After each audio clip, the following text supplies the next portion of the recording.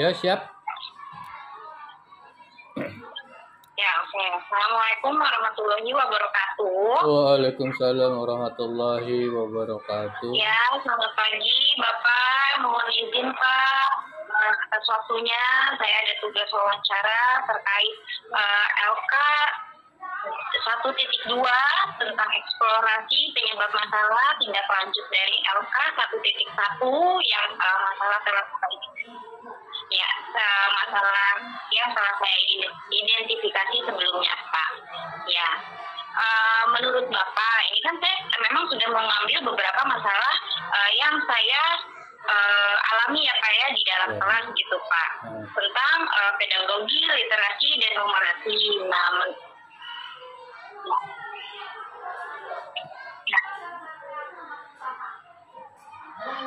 Ya, sebelumnya terima kasih Bapak atas waktunya.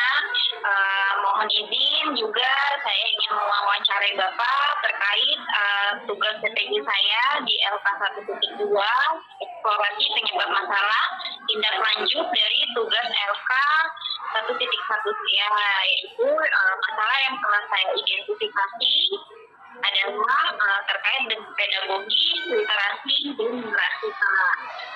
Yang saya alami di dalam kelas gitu ya Pak ya, masih kurang model penggunaan model pembelajaran gitu Pak. Nah ini akhirnya yang menyebabkan peserta didik ini kok kayaknya belajar di dalam kelas pun rasanya cukup membosankan gitu dan nah kira-kira menurut Bapak apakah ada solusinya gitu Pak terkait masalah ini gitu Pak? Oke, yang pertama tadi permasalahannya adalah model pembelajaran yang kurang ya, sehingga berdampak pada tingkat keberhasilan belajar anak kita begini ya. Di sini mungkin model ini adalah media ya, media yang digunakan oleh guru itu tidak hanya satu jenis media. Paling tidak media yang digunakan itu yang pertama harus sesuai dengan tujuannya. Ya. Paling tidak media yang akan kita gunakan sesuai dengan tujuan yang akan kita capai. Artinya tujuan yang harus disampaikan kepada anak. Apabila media dengan tujuan pembelajaran yang sudah kita siapkan tidak sesuai, maka hasil yang diperoleh anak juga akan kurang baik. Yang kedua, media yang digunakan itu harus sesuai dengan karakter peserta didik. Jadi kalau kita menggunakan media misalnya gambar atau video, itu harus disesuaikan dengan karakter dan perkembangan peserta didik itu sendiri. Kemudian yang ketiga, masalah atau media yang ditampilkan tidak bercabang. Artinya dalam satu model media itu harus terfokus pada satu tujuan yang ingin dicapai oleh kita. Jadi kalau dalam satu media dapat terdiri dari beberapa persepsi anak-anak yang berbeda, ini nantinya hasilnya tidak akan maksimal. Jadi kita pusatkan atau fokuskan pada satu media yang sesuai dengan karakter, kemudian dan perkembangan peserta didik itu sendiri. Itu menurut saya. Baik Pak, terima kasih. Dan untuk kira-kira menurut Bapak sebagai kepala sekolah gitu, menurut pandangan Bapak sebagai kepala sekolah, apa ya Pak, kurangnya optimalnya pengajaran di kelas mungkin Bapak ada saran juga untuk guru-guru yang lain gitu, untuk anak ini gimana ya untuk menumbuhkan minat belajar mereka gitu Pak, atau minat bacanya itu. Ya itu tadi, yang pertama keberagaman kita dalam menggunakan media. Artinya media itu beragam tapi terfokus. Kemudian kita juga harus tahu dan bisa membaca karakter tiap-tiap peserta didik, karena peserta didik yang kita hadapi dari 32 peserta itu, cara menerima pelajaran yang kita sampaikan atau guru sampaikan itu berbeda-beda. Ada yang melalui penglihatannya, satu kali melihat mereka langsung ingat. Ada pendengarannya, dengan pendengaran tanpa melihat dia akan cepat tangkap juga. Ada juga anak-anak yang kadang-kadang kalau kita bilang itu eksklusif ya, artinya dia itu punya sifat yang terlalu berlebihan, tetapi dia tetap ketika ditanya oleh gurunya dia tahu. Makanya, nah kemudian kita juga harus memperhatikan peserta didik yang sama sekali tidak bisa mengikuti pelajaran kita. Dan kita harus mengetahui paling tidak penyebab atau sebab mereka kurang memahami pelajaran yang kita ajarkan itu apa. Kita juga harus refleksi kepada diri kita sendiri sebagai guru. Apakah materi atau media yang kita gunakan itu sudah sesuai enggak dengan mereka-mereka yang kita anggap pemahaman pelajarannya masih boleh dikatakan agak kurang gitu. Iya. Oke Pak, terkait tadi kan Bapak bilang kan untuk materi ya Pak ya. Yeah. Nah, tapi kan sekarang materi ini sedang digerakkannya tentang soal-soal HOTS, terkait soal-soal HOTS.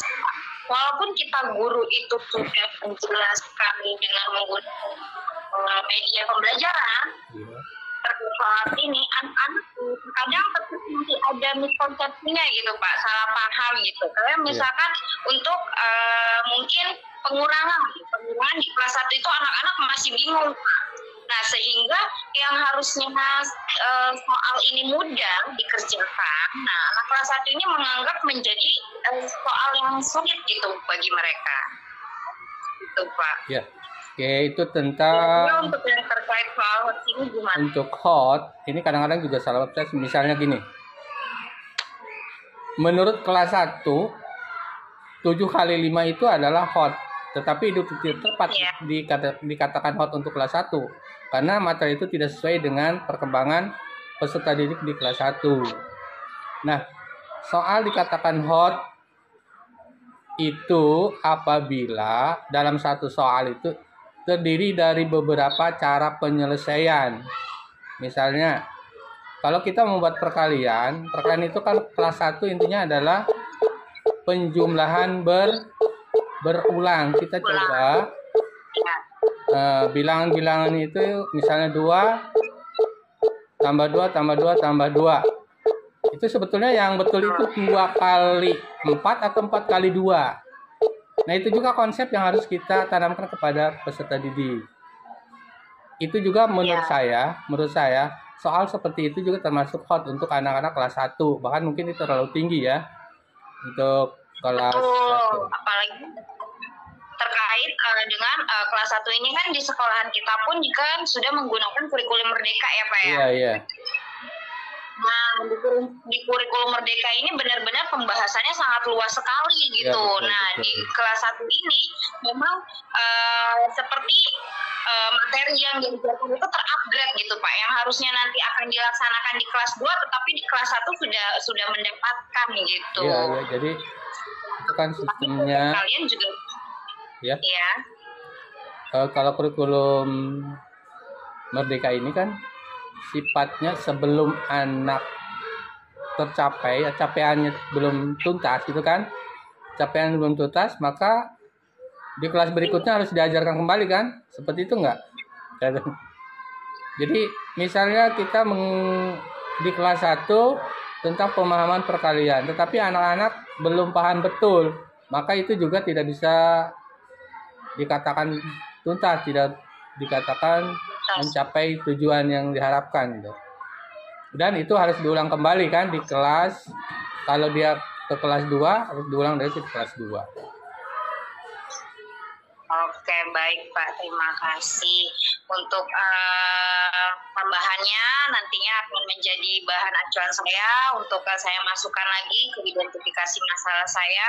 Kemudian kira-kira ada masukan lain tidak Pak untuk terkait yang atau menurut Bapak sebagai sekolah gitu, apa sih yang harus ditambahkan gitu untuk guru-guru ini mengajarnya lebih variatif lagi, sehingga anak-anak di kelas pun merasa nyaman dan senang gitu, dan mereka termotivasi untuk terus datang ke sekolah. Itu sistem pembelajaran yang efektif dan menyenangkan bagi peserta didik. Jadi ketika anak-anak udah senang kepada gurunya, kalau gurunya berhalangan hadir tidak mengatakan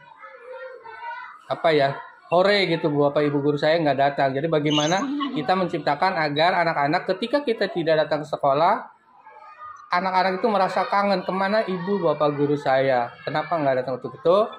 Saya menyarankan kepada teman-teman, ayo kita tingkatkan bagaimana kiat kita mengajar yang baik, mengembangkan diri, sehingga ketika kita mengajar di kelas, kita itu merasakan dinanti oleh anak-anak. Jangan sampai kita menjadi orang yang ditakuti oleh anak-anak itu sendiri.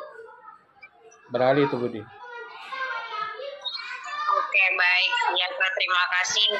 Ini juga sebagai bahan mungkin perbaikan untuk saya juga ke depannya. Ya. Kurang lebihnya mungkin cukup sekian Pak, ini untuk saya nanti, dan semua izin untuk nanti akan di-share ya Pak ya di YouTube juga. Oke. Hasil wawancara ini. Iya.